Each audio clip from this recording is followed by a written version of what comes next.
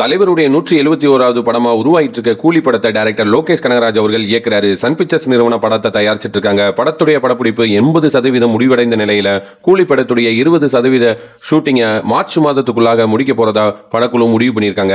இன்றைய தினம் சென்னை ஏர்போர்ட்ல ஷூட்டிங் நடைபெற்றுச்சு. தலைவர் ரஜினி அவர்கள் படத்துடைய ஷூட்டிங்ல கலந்துகிட்டாரு. பின்னர் செய்தியாளர்களை சந்தித்த தலைவரிடம் கூலி படத்தை பத்தி ஓரிரு கேள்விகள் கேட்கப்பட்டது. கூலி படம் எப்படி வந்திருக்கு அப்படின்னு கேட்டதற்கு ரொம்பவே சிறப்பா வந்திருக்கு அப்படின்னு பதில் அளிச்சிருக்காரு. சென்னையில ஒரு சில நாட்கள் ஷூட்டிங் எடுத்துட்டு படத்துடைய படப்பிடிப்பை ஹைதராபாத்ல நடத்துறதுக்கு படக்குழு திட்டமிட்டு இருக்காங்க. கூலி படத்துல ரஜினிகாந்த் அவர்களின் மகளாக ஸ்ருதிஹாசன் நடிச்சிருக்காங்களா அப்படின்ற ஒரு கேள்வி இணையதளத்துல ரொம்பவே வைரல் ஆச்சு. அந்த கேள்விக்கான பதில இப்போ வெளியாயிருக்கு. படத்துல நடிகர் சத்யராஜ் அவர்கள் ராஜசேகர் என்ற கதாபாத்திரத்துல நடிச்சிருக்காரு. அந்த கதாபாத்திரத்தின் பெயரான ராஜசேகரின் மகளாக ஸ்ருதிஹாசன் அவர்கள் நடிச்சிருக்காங்க. அது மட்டும் இல்லாம கூலி படத்துல ஸ்ருதிஹாசன் அவர்களின் கதாபாத்திரமும் மிகவும் வலுவான கதாபாத்திரமா டைரக்டர் லோகேஷ் கனகராஜ் அவர்கள் அமைச்சிருக்காராம்.